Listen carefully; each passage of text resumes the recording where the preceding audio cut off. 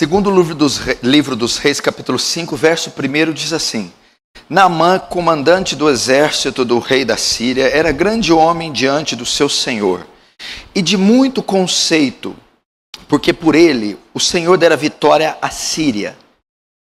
Era ele herói de guerra, porém leproso. Saíram tropas da Síria e da terra de Israel e levaram cativa uma menina que ficou ao serviço da mulher de Naamã. Disse ela à sua senhora: tomara o meu senhor estivesse diante do profeta que está em Samaria, e ele o restauraria da sua lepra. Então Naamã foi e disse ao seu senhor: assim falou a jovem que é da terra de Israel. Respondeu o rei da Síria: vai, anda, e enviarei uma carta ao rei de Israel.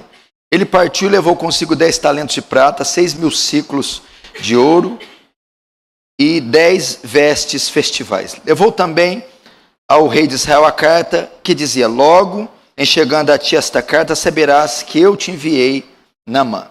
Verso 9. Veio, pois, Naamã com os seus cavalos e os seus carros e parou à porta da casa de Eliseu. Então Eliseu lhe mandou um mensageiro, dizendo: vai, lava-te 7 vezes no Jordão, e a tua carne será restaurada. Verso 14. Então desceu e mergulhou no Jordão 7 vezes, consoante a palavra do homem de Deus, e a sua carne se tornou como a carne de uma criança, e ficou limpo. Deixa aberto no capítulo 5, não feche. Vamos ensinar a partir desse texto. Feche apenas os olhos.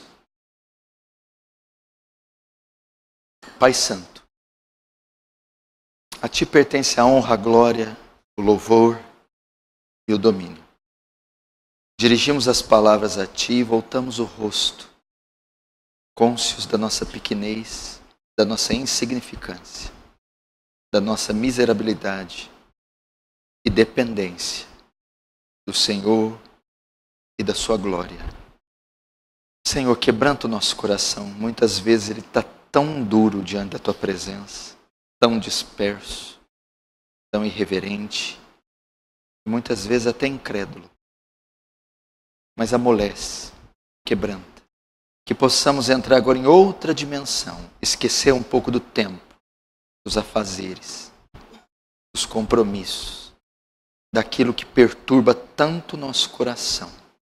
E que possamos, na semelhança de Maria, assentarmos aos seus pés, nem que for 1 hora apenas, e ouvir das suas grandezas, das suas maravilhas, da sua doce palavra. Fala, Senhor. Fala ainda que não mereçamos. Fala ainda que atrevemos a fazer tal pedido ao Senhor. Fala por causa da sua aliança, por causa do seu amor, por causa da sua grandeza. Que o seu perfume exale nesse local. Todos possam sentir a graça soberana caindo, sendo despejada em todos nós. Que haja consolo, que haja abrigo, que haja segurança essa noite. E que todos sejam edificados. Que o teu reino avance. Que o Senhor receba a glória para si. E que nos conforme a imagem do seu Filho. Em nome de Jesus. Amém.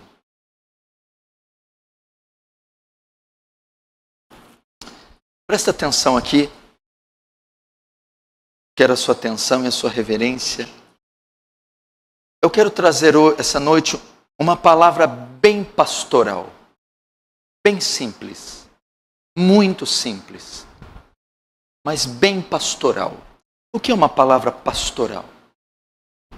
É uma palavra que vai trabalhar mais com a fé, com as emoções, com a rotina e o cotidiano da nossa vida. É a palavra de ânimo, de coragem, é a palavra de cura da alma, é a palavra da manutenção do rebanho. E sempre, como eu digo aqui também, é a palavra de pit stop. Pit stop é um termo que se usa nas corridas automobilísticas, onde na competição que envolve muitas voltas, determinado tempo, o piloto tem que parar com o seu carro até a sua moto, nos boxes, para ali reabastecer, trocar os pneus, fazer algum ajuste. É o chamado pit stop. O motor aqueceu, os pneus se gastaram, o combustível se exauriu, agora é necessário um reabastecimento. Nós também assim. A corrida da vida sempre nos traz desgastes, cansaço, exaustão. E às vezes nós não temos força para continuar e para prosseguir a longa jornada ainda. A multidão, a quantidade, a enormidade de voltas que essa prova gigantesca da vida nos oferece. Faz-se necessário então uma parada para ser cheio da graça de Deus, para ter as feridas curadas, para ser alimentado, robustecido, fortalecido e depois voltar à caminhada. À luz desse texto, eu quero falar sobre as feridas do nosso coração, os pecados, as crises que estão ocultas, que não vieram à luz, que são muito bem escondidas e maquiadas por você. Talvez você é um homem ou uma mulher que, apesar de sorridente, bem vestido, inteligente, possuidor de dons e talentos, esconde feridas emocionais, traumas, medos, temores que você não consegue lidar, que atormentam e assolam a sua vida por um longo período, já há um longo período. Todavia, não há como você ter uma ajuda externa ou tentar lidar com isso de forma coletiva por conta de escondê-la. Ela está oculta. Você não revela. Você luta com isso sozinho há anos, não consegue ter vitória. Talvez não sejam só feridas, sejam pecados. Pecados que o seu rosto belo esconde. Pecados que o seu perfil espirituoso oculta. Pecados que você não consegue simplesmente se desvencilhar. Pecados que te dominam. Então, essa moralidade externa, essa educação, essa placidez, essa polidez, pode estar escondendo um homem devasso, uma mulher devassa, uma pessoa cheia de iniquidades mal resolvidas. Todavia, elas não vêm à luz. Elas não são conhecidas, porque estão ocultas. Talvez sejam crises, conflitos e vales e situações exorbitantes, estratosféricos, que você enfrenta, que você passa. E quando as pessoas te veem, te cumprimentam na rua, na fila de um banco, ou te veem num culto, e te veem todo com seus trejeitos que te são peculiares, elas não sonham o que você atravessa, o que você passa no seu casamento, o que você sofre com problema financeiro, como você padece com seus filhos. Mas eles não sabem por quê. Estão ocultos. Você decidiu não expor isso. Você decidiu cobrir isso. Você decidiu não confessar isso. Você decidiu manter uma pose de pessoa forte. Decidiu manter uma posição de não revelar os seus problemas e as suas crises. Todavia, você caminha com isso. Caminha com essa enfermidade, com esse fardo. E o que ocorre? Apesar da sua vida ser repleta de afazeres e você ter várias outras características positivas, você sofre com isso. Isso molesta você e angustia a sua alma. E é sobre isso que eu vou falar. Como lidar com os pecados ocultos, com as feridas ocultas, os traumas ocultos e as crises que por vergonha, timidez, orgulho, vaidade ou medo você não revela, você não expõe. E por conta disso, você está definhando, minguando, morrendo. E eu vou usar como personagem desse tema a vida de Naamã. Naamã era um comandante, era o chefe dos exércitos da Síria. E Naamã sofria disso também. Tinha um problema oculto. E nós vamos ver no desdobramento, no andar da história, como Naamã foi livre disso. O meu desejo, deixa eu compartilhar com vocês. Vocês me conhecem por ser um pastor enérgico. O meu tom, quando eu estou no púlpito, é um tom agressivo. É da minha personalidade, esse é o meu chamado. Eu tenho uma veia profética.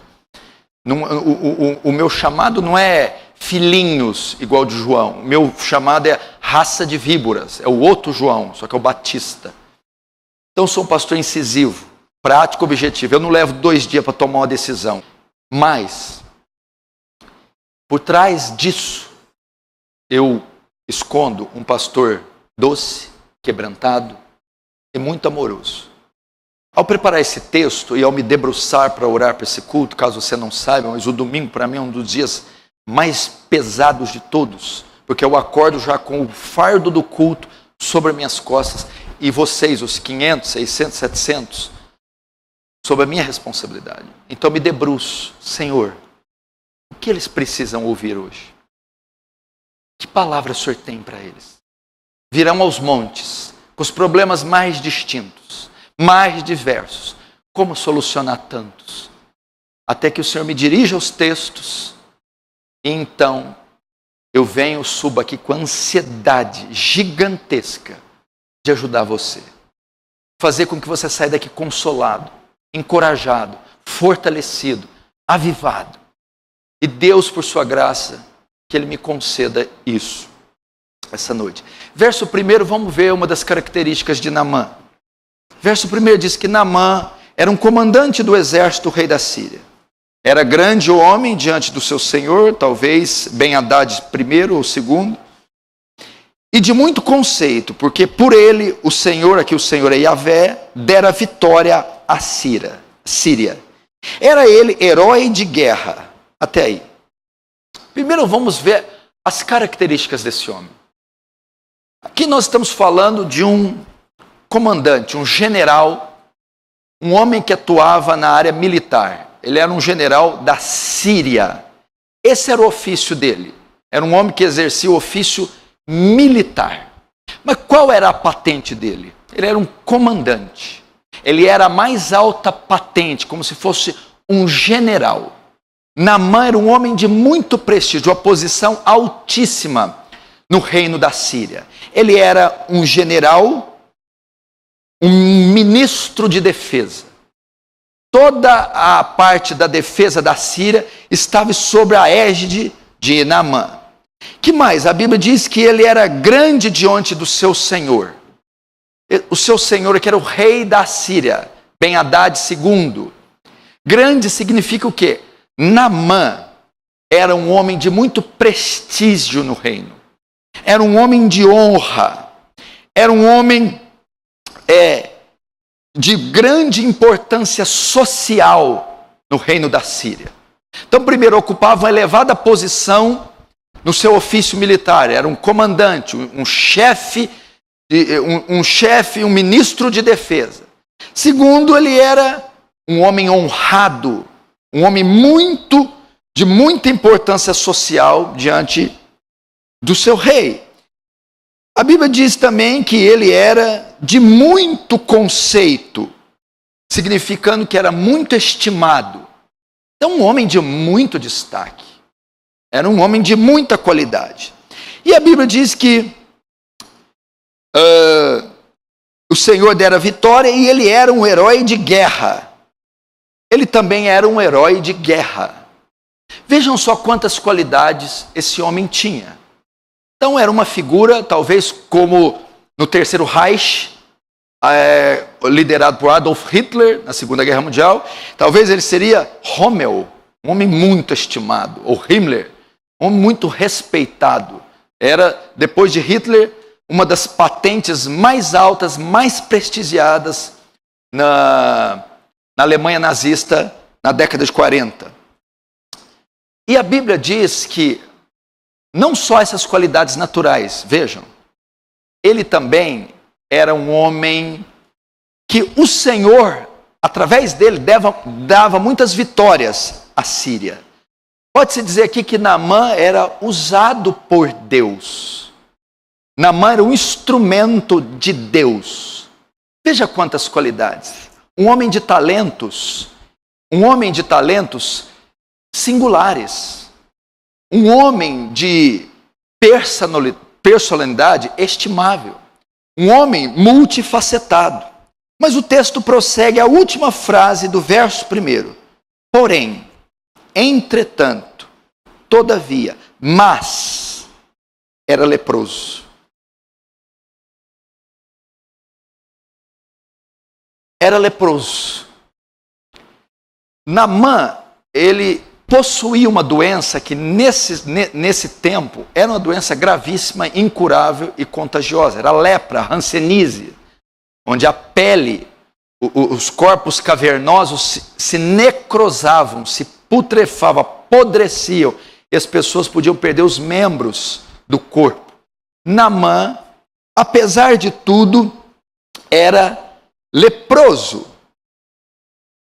O que eu entendo aqui? Veja só, por ser um comandante do exército, Naamã usava uma armadura. Com certeza usava uma armadura belíssima, elegante, do seu ofício. E por baixo daquela armadura, Naamã ocultava algo gravíssimo: a lepra. Talvez, meu irmão, você está assim. Você está coberto de talentos. Talvez você adquiriu patentes elevadas nesse universo social, profissional, cultural que nós vivemos. Talvez você é uma pessoa talentosa, que possui prerrogativas únicas, exclusivas, suas. Talvez uma boa dona de casa, ou cozinheira expert. Talvez uma pessoa talentosíssima academicamente, de uma mente brilhante, superlativa. Talvez você é um homem de profundo, um homem de características físicas elevadas, uma pessoa muito robusta fisicamente. E talvez esses ofícios todos te deem uma linda cobertura, uma linda armadura, que encobrem uma lepra, um pecado oculto, uma enfermidade na alma, uma crise insolúvel que está sendo escondida. Será que não é esse o seu caso? Será que você não está aqui e sim, você tem honras, títulos, medalhas, conquistas, talentos, mas encoberta um pecado gravíssimo? Encoberta uma ferida, um trauma, uma anomalia no caráter, na personalidade, no temperamento. Uma crise que você vem sofrendo e padecendo, mas oculta. O que eu aprendo com isso aqui? Olha o que eu aprendo. Eu aprendo algo muito interessante aqui. Que você pode até ter muitos talentos. Você pode ser o homem mais brilhante dessa igreja, o homem mais inteligente dessa igreja, a melhor cozinheira dessa igreja, a melhor mãe. Você pode até ser usado por Deus, ser um pregador, um exímio pregador, um homem ungido de talento e um ganhador de almas. E ainda assim, isso não impede você de ter um pecado oculto. Ele era comandante do exército, estimado pelo rei, ovacionado pela Síria, usado por Deus, porém leproso. Não se equivoque. Você pode ter tudo isso e ter uma alta patente dentro do reino de Deus e ser usado por Deus com unção, com poder, e ainda assim ter um pecado que mata você, um pecado que assola você. E ainda assim ter uma anomalia no caráter que faz você padecer. E ainda assim sofrer de depressão, de crises emocionais, feridas na alma, e ainda assim sofrer com um casamento conflitante, sofrer de finanças, com filhos todos desajustados. Era o caso de Naamã. Toda essa patente, todos esses títulos, todas essas vitórias, Deus usando frequentemente, não evitou, não impediu ele de pegar a lepra, de lutar com a lepra, de lidar com a lepra. Pode ser o seu caso. Imagina Naamã, montava no seu cavalo, venha comigo. com toda aquela imponência, aquele general brilhante, aquele líder militar fantástico, e vinha, derrotava todos os inimigos na fronteira da Síria, vinha com os despojos de guerra, recebia honras e pétalas de flores do rei da Síria, chegava em casa, quando tirava a armadura, lá estava a lepra. Você dá uma boa aula, canta bem, ministra, prega, limpa, trabalha, escreve, produz, é brilhante na escola, no que faz, mas todos os dias, quando você vai no banheiro, quando você está no quarto a sós e tira a tua armadura, ali está o pecado. Ali está a falha no caráter. Ali está a crise destruidora. Ali está o problema emocional. Esse era o caso de Naamã. E o que é aquilo? Quais os agravantes da lepra? O quanto Naamã sofria. O quanto Naamã sofria. Imagina o que ele não passava dentro daquela armadura. A lepra, imagina o que fazia com o corpo dele. O cheiro daquilo. As dores, a coceira, o pus, um corpo todo purulento. Pus saindo, pedaços de carne, mau cheiro. Aquilo colava na armadura, desconforto, dor, sofrimento. E as pessoas passavam e Naamã todo... O que você tem? Nada. Tudo bem, Naamã? Tudo bem. E Naamã ocultava. Não é assim com você? O quanto você sofre com isso? O quanto que isso perturba, machuca, fere, oprime, dói. E as pessoas estão vendo aquela pessoa elegante, bonita, tudo bem com você? Tudo. Exala o mau cheiro. Dói. É um tormento, é uma aflição. Contudo, está oculto, escondido, coberto. Ninguém sabe, ninguém entende o que você passa, ninguém sonha o que você sofre. Alguém por acaso sabe o pecado que você caiu hoje? Olha para você. Quem vai duvidar de um homem vestido desse jeito? Quem vai duvidar de um sorriso desse? Quem vai duvidar de alguém que canta e toca e senta ali? Parecemos perfeitos, santos, angelicais. Mas você não sabe o pecado que nós caímos hoje. Ontem. Não sabe o quanto de remédio nós tomamos para dormir? Quantas crises nós passamos no sono? E o que nós enfrentamos? Oculto. Naamã.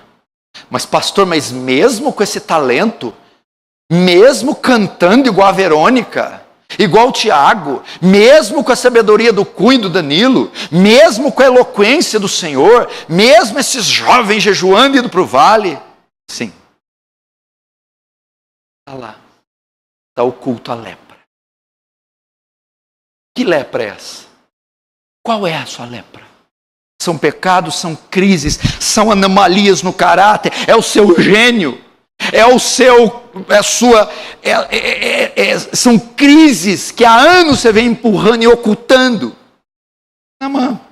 Qual outro agravante?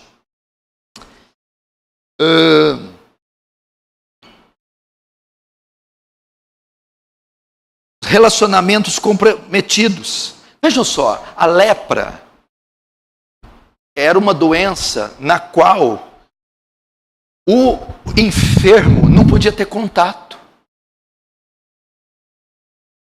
Ele não podia ter contato com as pessoas que elas poderiam pegar a lepra. Então Naamã não tinha vida íntima com a mulher e devia ficar numa sala isolada na casa dele. Esse pecado oculto tem afastado as pessoas de você. Essas feridas têm feito com que as pessoas se desviem de você. Há uma dessocialização. Causam isso. Talvez por mais que você oculte, este pecado, esta crise, essa ferida na alma tem feito com que você se isole, se afaste das pessoas. ou que elas se afastem de você. O seu temperamento, sua personalidade, os seus pecados, o pus, a coisa purulenta, faz com que você mesmo se isole, se recue, não queira ver, estar com ninguém. Isso aconteceu com Naamã. Seus relacionamentos estavam comprometidos. Não é assim? Todos os dons, todos os tesouros, as patentes da Síria, contudo, aquela crise encoberta, aquela lepra coberta pela armadura, afetava seus relacionamentos. Meu irmão, quando nós passamos por algo, uma crise, um pecado, invariavelmente isso afeta nossos relacionamentos. Não conseguimos mais ter comunhão, não conseguimos mais ser agradáveis, educados, finos, corteses, polidos, pacientes, benignos. Nos tornamos irritados, arredis, nos tornamos depressivos e tendemos a nos isolar. Será que esse pecado oculto, essa ferida na alma, esse trauma, será que esse câncer, será que essa crise social, essa crise familiar não tem feito com que você se afaste? Não tem feito com que seus relacionamentos se comprometam? Não tenho vida íntima com a esposa, não tenho diálogo com os filhos, me afastei dos afazeres maritais, não consigo ter amizade profunda e relacionamento com ninguém. Mas por quê? Você não é o rei da Síria? Você não é o chefe da guarda da Síria? Você não é estimado? Você não é honroso? Você não vence tudo isso? É. Porém, leproso. Porém, depressivo. Porém, imoral. Porém, falido financeiramente. Porém, destruído psicologicamente. Porém, traumatizado desde a infância. Qual o outro agravante? A lepra era contagiosa. Era comum no Antigo e no Novo Testamento o vale dos leprosos. A pessoa pegava lepra, ela se dirigia a uma região onde só podia ficar leprosos, porque era contagioso. Será que essa crise sua não tem afetado pessoas? Será que este pecado que você não revela, oculto, que come, mói, que esmaga você, será que essas crises, será que isso que a armadura encobre não tem afetado as pessoas que estão à sua volta? Elas não têm sofrido, elas não têm sido vítimas das suas doenças? Seguramente elas estão. Seguramente sua esposa sente, seus filhos sentem, seu marido sente, seus pais sentem, sua mulher sente, seus amigos íntimos sentem.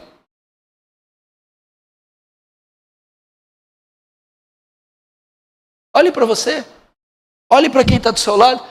Você sonha que essa pessoa do seu lado tem o que ela sabe o que ela tem? Não, não sonha. Você sonha que essa que está atrás está passando o que ela está passando? Você não sonha. Você sonha, pensa, imagina que esse aí que está do seu redor, aí do seu lado, foi capaz de fazer as coisas que faz, pensa, age e tem. Você não sabe. Por quê? Estão ocultas. Agora acompanhe comigo o verso 2, que interessante.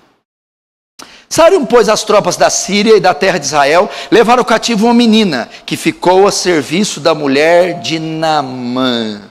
Opa! Nas suas campanhas militares, eles tiveram vitória contra Israel. Numa das vitórias, pegaram uma menininha, adolescente de 12 anos. Vamos pegar ela para ser a nossa babysitter, a nossa babá, a nossa governanta, a nossa empregada doméstica. E ela passou a participar dos corredores da casa de Naamã. Fazia parte dos intestinos, das intimidades de Naamã. E no verso 3, ela vai propor solução para Naamã. Vai propor solução. Mas por que ela vai propor solução? Porque ela sabia da lepra de Naamã. Vem cá comigo. Não pensa você que está tão oculto assim, não. As pessoas mais próximas de você sabem. As pessoas que convivem na sua intimidade conhecem, sabem que você é leproso, sabem que você é imoral, sabe que você sofre com remédios e pílulas e com a depressão, sabe que você é iracundo, descontrolado, sabe que você está passando uma crise financeira terrível, sabe que o seu casamento não está. Não pense você. Não adianta esconder. As pessoas mais próximas sabem. A menina sabia. Ela sentia o mau cheiro todo dia que ele chegava. Quando ia lavar a roupa, ela via pedaços de pele. Quando passava no quarto dele, sua mulher sabe quando você chega e ela sente o fedor da iniquidade. Seu marido sabe quando você chega, ele sente o fedor dos traumas e da malignidade do seu coração. Seus filhos sabem que pai fariseu hipócrita eles têm. Sabe? As pessoas do seu convívio íntimo, social, por mais que você esconda, por mais que a hora que a armadura é tirada, eles vêm. Sabem? Eles só fazem de conta que não sabem. Eles só tentam aliviar um pouco mais o seu fardo. Mas eles sabem. Eles sabem. Você quer ver como eles sabem? Quando você chegar hoje em casa, fale com eles dessa pregação e pergunte a eles: meu bem, você sabe? E ele vai dizer assim: sei. Filho, vocês sabem? Sabemos, papai. Eles sabem. Eles estão lá. Eles acompanham você. Agora olha o verso 3. Essa é a vida de Naamã. Disse ela à sua senhora, a esposa de Naamã: tomara o meu senhor estivesse diante do profeta que está em Samaria, e ele o restauraria da sua lepra. O que a menina de Naamã deu? Ela deu uma solução. Olha, há uma possibilidade de ser curado. Tomara ele fosse para Samaria, buscasse o profeta, e etc, e etc. Agora nós vamos entrar no novo quadro da história, a solução. Porque isso, apesar de oculto, e apesar de você ter vitória, e de Deus usar você, e de você ter uma patente elevada em casa, na empresa, na igreja, não sei, aonde você for, alguma coisa você tem. Você pode não pregar e não ser um teólogo, mas faz um bolo como ninguém. Você pode não ser um acadêmico e ter um doutorado e falar 3 idiomas, mas talvez você conserta um motor como ninguém, reboca uma casa como ninguém, faz um encanamento, uma parte elétrica como ninguém. Você tem patentes como de Naamã. E isso faz o que com a sua vida? Querido, quando você tem um câncer, câncer não impede você de viver. Não impede. Quando você tem uma pedra no sapato, ela não impede você de andar. Quando você tem uma crise, ela não impede nada. Mas ela prejudica o andamento. Ela prejudica, ela faz com que você tenha uma qualidade de vida sofrível. Aquém do desejado por Deus. Escravo. É assim, muita gente vem, você não deixa de cultuar, não deixa dos seus afazeres, mas faz debaixo de jugo, debaixo de sofrimento, debaixo de dor. Você tem uma qualidade de vida péssima, enfadonha, triste, em derrota. Ninguém está dizendo que você parou de fazer. Faz, mas faz debaixo de dor, debaixo de jugo, debaixo de sofrimento. E às vezes você se conformou e pensa: deve ser isso aqui que Deus quer para mim mesmo. Sabe? O casamento deve ser isso. Casar, mulher, deve ser isso. Trabalhar, vida financeira, deve ser isso. Vida física, deve ser isso. Dor, moléstia, tristeza, vida afetiva afetada, tudo isso. Mas eu quero dizer para você que não é. Há uma solução para isso. E Naamã foi ver isso. O verso 3, nós temos o primeiro passo para a solução. A menina disse que ele teria que ir em Samaria buscar ajuda. Querido, você não pode continuar assim. Busque ajuda. Busque amparo para esse pecado. Busque ajuda para esta crise. Você precisa urgentemente requisitar ajuda, socorro, amparo. Você não pode continuar ocultando isso. Não pode continuar lidando com isso sozinho. Não pode continuar deixando esse câncer criar metástase. A menina disse: procura ajuda, manda o meu Senhor buscar ajuda, senão ele vai morrer. Busque ajuda, procure amparo, não adianta ocultar isso mais.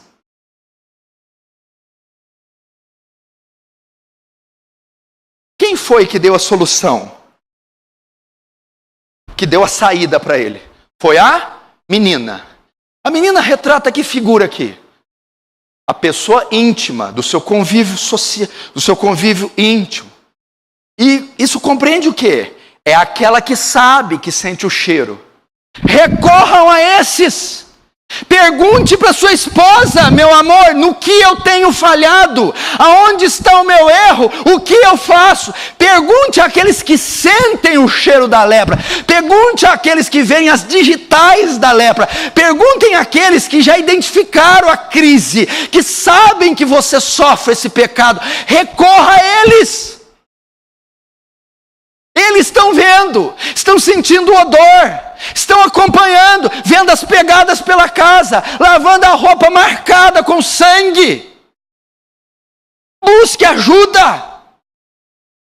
Não oculte isso mais, não morra nesse pecado, não carregue esse fardo sozinho.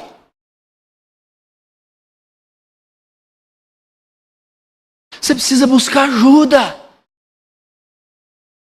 Agora veja só, verso 4. Então foi Naamã e disse ao seu senhor: assim falou a jovem que é da terra de Israel. Respondeu o rei da Síria: vai, anda, e enviarei uma carta ao rei de Israel. Ele partiu e levou consigo 10 talentos de prata e 6.000 ciclos de ouro e 10 vestes festivais. O que Naamã fez? Ele comunicou ao rei da Síria para tomar uma decisão desse, sair da cidade. Ele foi até o rei da Síria, alguém que podia ajudá-lo. Veja só, o rei da Síria autorizou ele. Mas o rei da Síria não tinha condições de resolver o problema. O rei da Síria autorizou, a menina indicou, o rei da Síria autorizou, mas o rei da Síria nada podia contra a lepra. Agora vem cá. Tem uma coisa interessante na revelação da menina. A menina diz: sai daqui, saio. Vai até Samaria. E procura quem? O profeta que está lá. Opa! Quem era o profeta? O sucessor de Elias. O profeta Eliseu. O que significa? Busque ajuda. Mas busque a pessoa certa. Não era o rei que podia ajudá-lo, nem a esposa, nem a menina. Era o profeta Eliseu. Busque alguém que possa ajudar você. O que compreende o profeta? Aí tem vários desdobramentos. É um homem santo, é um ancião, é um ministro, é um homem de Deus. Busque uma pessoa espiritual, recorra a um homem de Deus, recorra a uma mulher de Deus, recorra a um homem de oração, recorra a mulher de oração, recorra a alguém que estude as escrituras. Muita gente até cumpre o que eu estou falando. Vai atrás da cunhada que fuma 4 maços de cigarro. Cunhada varizenta, cheia de varizes. Aquela do Faustão lá, do forró, do Internacional, Luiz Gama ali. Vai lá. Busque a pessoa certa. A menina disse: Eliseu. O rei, por mais forte e rico, não podia ajudar. A menina, por mais boa intencionada, não podia ajudar. A esposa, por mais que amava, não podia ajudar. Busque um profeta, busque um homem de oração, busque alguém que entenda seu caso, alguém que solucione o caso, alguém que tenha as respostas, alguém que anda com Deus.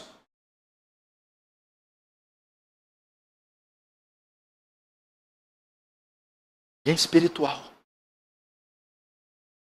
Meu irmão, a Bíblia diz que é melhor em serem dois do que um, porque se um cair, o outro levanta, mas ai daquele que estiver só, caindo ele, não há quem o levante.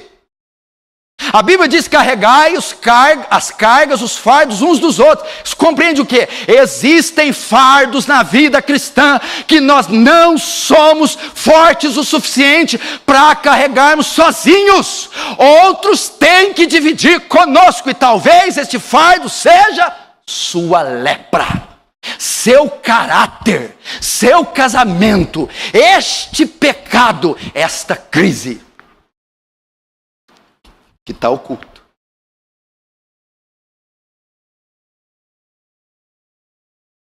Busque uma pessoa. Ah, pastor, então terminou o culto, eu já vou pregar naquela porta ali. Querida, eu não sou 100 e eu não sou 700. Eu quero ajudar e vou o máximo que eu puder. Mas não tem só eu de preparado aqui não.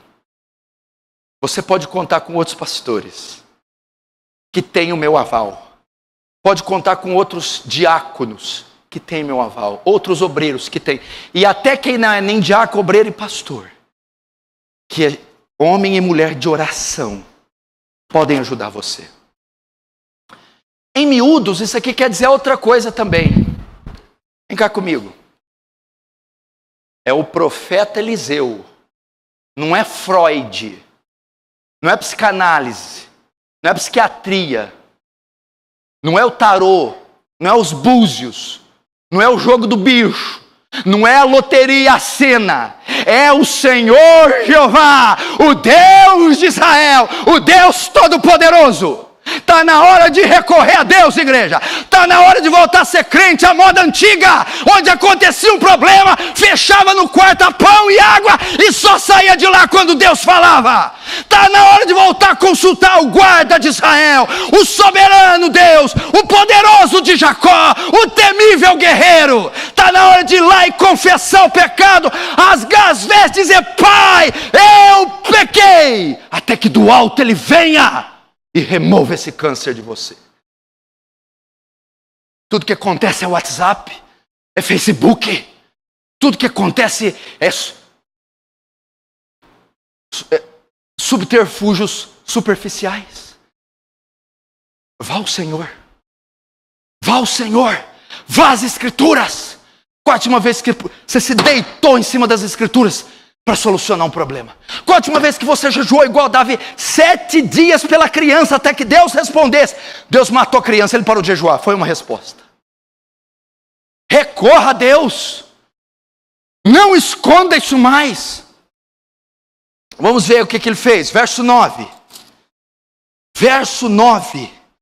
Veio, pois, Naamã com seus cavalos e seus carros e parou à porta da casa de Eliseu. O que Naamã fez? Foi. Atitude. Presta atenção. Primeiro, Naamã, ele teve entendimento que a lepra dele estava sendo descoberta. As pessoas sabiam o cheiro, as pegadas, as marcas. A menina que descobriu deu a ele a solução. Vá buscar ajuda. Que tipo de ajuda? Ajuda espiritual. O que a Bíblia diz? Que verso 9, Naamã foi. Presta atenção. Escute isso aqui agora. Quem era Naamã? Nós estamos falando de quem aqui? Vocês lembram do nome de algum ministro de defesa de patente? Fala o nome. De Israel, dos Estados Unidos. Conhece algum general famoso? Quem? Bem? Israelense? Fundador de Israel. Um homem era um general. Ele poderia fazer isso aqui: eu estou na minha casa e eu requisito que Naamã venha até mim. Você quer ajuda? Você quer ser curado? Você quer vencer? Você deve buscar ajuda.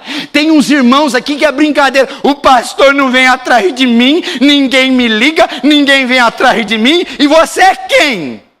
Nós estamos falando de um estadista, de um líder militar. Ele foi atrás da ajuda, ele se humilhou, ele quebrou a cara, ele foi buscar, ele foi atravessar, ele foi até a Samaria, uma longa distância, ele saiu da sua pátria para buscar a solução.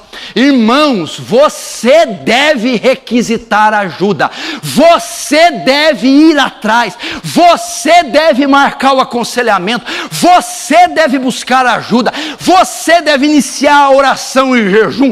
A iniciativa vem de você, se você quer ser curado. Você deve ir atrás.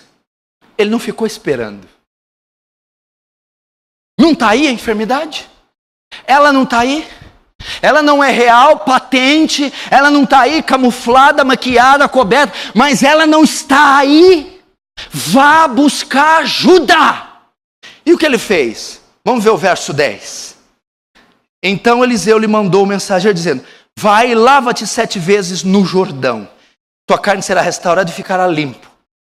Opa! Traz ele aí. O que ele tinha que fazer, Denilson? Lavar no Jordão. Você acha que ele entrou no Jordão de armadura ou sem? Sem, né? Sabe o que eu aprendo aqui?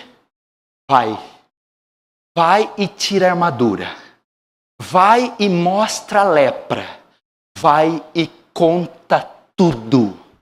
Confessa. Expõe essa lepra. Fala aonde você está perecendo. Vai até lá e arranca tudo. Vai ter que ficar pelado na mão. Vai entrar pelado vai entrar pelado no Rio Jordão. Todo mundo vai ver a lepra. Irmão, você tem que ir dizer: esse pecado está acima do meu poder, eu não tenho condição, e eu direi qual é ou quais são. Este casamento está surtado, eu não tenho condição de lidar, está assim, assim e assado. Chega de fachada, eu estou falido, quebrado, eu sou uma farsa. Essa é a ideia. O senhor está vendo quem? Pastor Paulo Júnior. Um líder militar, um general, estimado na nação, condecorado, um herói de guerra. Mas deixa eu dizer quem eu sou, o que eu escondo, quais crises eu tenho, quais pecados ocultos eu tenho. E Naamã foi tirando. E foi tirando peça, elmo, couraça, cinturão. Foi tirando caneleira, sandália, e tudo aquilo veio à tona. Meu irmão, enquanto eu calei os meus pecados, armadura, enquanto eu calei, cobri, meus ossos se envelheceram. O meu vigor se tornou com sequidão de estio. Meu irmão, deixa eu te dizer algo. O desabafo é um dos mais poderosos remédios para a alma. O desabafo, a confissão, é um dos mais poderosos remédios para a alma. Você quer ficar livre desse tumor, desse mioma, desse câncer? Vomite-o em palavras. Em confissão, tire essa armadura, confesse seus pecados. Tiago 5, confessai vossos pecados, vossas culpas, vossas crises, vossos traumas, uns aos outros, para que sejais curados.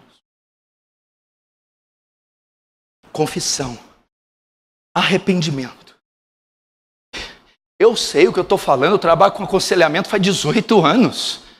Eu sei o poder que o desabafo tem, a confissão tem. E eu sei o poder que tem o ocultar, o esconder, o maquiar. Eu sei ambos os casos. Que poder tem.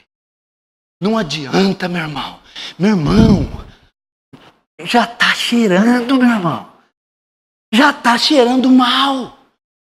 Tá na cara, filho. Olha para você, tá na cara.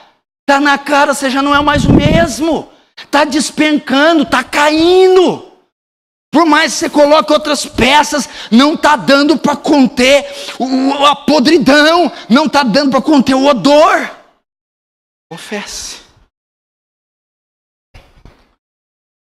Naamã, tudo bem. Tirou tudo. Mostra tudo, fala igual Davi, quando Natan vem até o seu palácio e diz, tu é esse homem, Davi se joga, pequei contra o Senhor, Davi se escancara e escreve 3 salmos para confessar toda a sua loucura. Por isso que Davi é sensacional. Agora, quem encobre suas transgressões nunca prosperará. Vamos ver o verso 14, a solução. Então, verso 14, desceu Naamã e mergulhou no Jordão 7 vezes, consoante a palavra do homem de Deus. Até aí, 7 vezes. Vejam só, a Bíblia diz, olhe para mim, que ao mergulhar 7 vezes pelado, escancarado, houve a cura. A pele ficou igual a de uma criança, igual a do Felipe, meu filho. Agora vamos lá. A água, que é inodora, insípida, incolor. A água tem algum poder curador? Água cura câncer? Água cura? Qualquer outra doença? A água serve para matar a sede. Então, é fato que não foi a água quem curou. Foi o poder de Deus quem o curou. Foi Deus quem o curou. E a água muitas vezes é tida como a ação do Espírito Santo. Depois que você confessar, depois que você orar e jejuar, depois que você for ter uma bateria de aconselhamento, serão necessárias algumas sessões com o Espírito Santo. Por que foram 7 mergulhaços? Não foi um. Primeiro, porque 7 é o número de Deus, o número da perfeição. Por que foram 1, 2, 3, 4, 5, 6, 7? Porque, primeiro, este pecado oculto que te assola há anos, essa crise conjugal, familiar ou financeira de anos, essa ferida e trauma inatingível, intacto, necessita de um trabalho duro para ser movido. 7 significa, não será fácil remover a lepra. Lute! Não há passe de mágica. Não será fácil mortificar, dominar, subjugar esse pecado. Não será fácil lidar com a crise. Não será fácil. Segundo, o que representa os 7 mergulhos? 7 significa, não será instantâneo. Não espere algo instantâneo. Não será num piscar de olhos. Tenha paciência. No primeiro, não será fácil. Lute, guerreie, enfrente, encare de pé, com olhos, com cabeça erguida esse problema. Segundo, tenha paciência. Muitos de vocês não conquistam vitória porque desistem no segundo mergulho, no terceiro mergulho, até no quarto e no quinto. Insistam. Não será instantâneo. Tenha paciência. 7 significa perseverança. Persevere. persevera em orar, persevera em jejuar, persevera em confessar, persevera em lutar, persevere. O que aconteceu? No verso 14. E a sua carne se tornou carne de uma criança e ficou limpo. Vejam só, Naamã conseguiu restauração. Naamã foi curado. Naamã foi liberto. Finalmente, irmã, aquela coisa oculta agora você foi livre. A crise escondida veio à tona e foi resolvido. O pecado que te assolava agora, ele foi combatido. A ferida e os traumas desde a infância, agora você alcançou equilíbrio. Naamã conseguiu, com perseverança. Serão necessárias algumas sessões com o Espírito Santo, para que te convença, para que mortifique a carne, para que console você, para que dê soluções quanto às suas crises. Serão necessárias sessões com a presença de Deus em oração e jejum. Então o fogo do céu descerá. Então, meu irmão, a lepra será removida. Agora, qual a finalidade de tudo? Vamos encerrar. Verso 9. Não, melhor, verso 8. Ouvindo, porém, Eliseu, homem de Deus, que o rei de Israel rasgara as suas vestes, mandou dizer ao rei: por que rasga as tuas vestes? Deixa ouvir a mim, e saberá que há profeta em Israel. Veja só, quando o rei da Síria manda uma carta para o rei de Israel, e manda Naamã, o rei de Israel fica temeroso, pensando que agora ele vai me matar, ele quer guerra. Aí o rei da Israel fala para Eliseu: Eliseu, por que você mandou esse homem vir aqui? O que esse homem está fazendo aqui? E tá. Eliseu: não. Deixa Naamã vir, deixa a Síria vir, deixa eles virem aqui. Porque eles vão ver, eles vão contemplar que há profeta em Israel. Qual que é a ideia, meu irmão? Qual é a ideia de você, de fato, lidar com isso, de fato, expor isso? Porque ao expor, Deus estenderá a sua mão, e todos saberão que há Deus nessa igreja, que Deus age na sua vida, que foi Deus é quem fez, e todos ao seu redor darão glória a Deus. Essa é a ideia.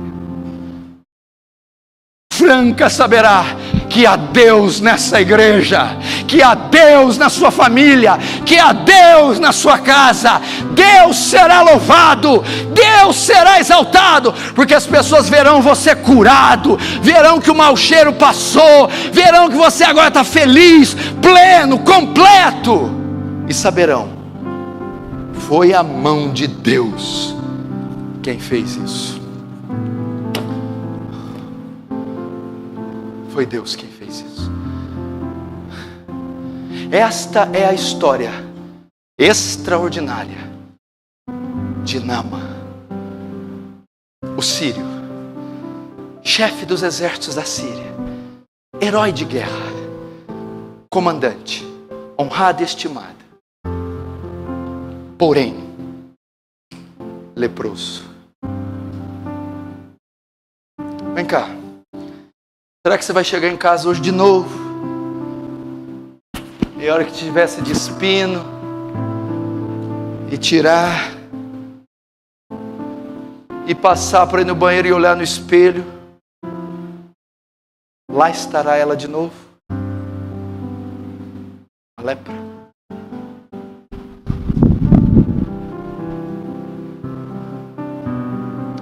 Isso é uma palavra que tem que produzir um misto em você. E eu vou dizer agora o que é o misto. Um misto de, primeiro, muita esperança. Porque Deus não traz um negócio desse para passar o mel na nossa boca. Ele traz porque Ele quer operar. Eu conheço esse Deus, meu irmão. Eu conheço a mão desse Deus. Ela é poderosa. Esse Deus é inigualável, meu irmão. A Bíblia diz, meu irmão, que Ele passou e lambeu a água, lambeu pedras, só com o fogo dele, que ele bafejou o hálito dele no Sinai e a rocha derreteu, que ele ordenou o machado que flutuasse e o machado virou papel em cima da água, que ele soprou com as narinas e o mar vermelho se fendeu, Lázaro ressuscitou, o leproso foi limpo, o surdo ouviu, o paralítico saltou. É esse Deus. Eu creio nesse, eu não sei você, eu creio nesse Deus. Primeiro, misto de fé. Quem pode com o Senhor? Quem é Deus senão o Senhor? O segundo, misto. Primeiro, um sentimento de fé, de esperança. O outro, de revolta, de dizer: eu não vou continuar com essa lepra nem um dia mais. Revolta, sabe o que é? Eu não sei você, mas eu sou assim. Se eu tivesse sentado aí, eu estaria: acaba logo, pastor. Acaba, para quê? Acaba logo, porque eu vou morder nessas cadeiras, porque eu vou reivindicar isso, porque eu vou tirar essa armadura agora, porque eu vou lutar com isso hoje. Esperança, fé, revolta. Nós estamos aonde, afinal de contas? Estamos num cinema? Nós estamos vendo Augusto Cury? Quem que está aqui? Como? O Danilo Gentili? Não, meu irmão, aqui é a casa de Deus, aqui é o templo do Senhor, há uma atmosfera diferente, o Espírito Santo assiste nesse lugar, a glória de Deus está aqui, e milagres acontecem onde Deus está. Feche os seus olhos e curva sua cabeça. Vamos orar.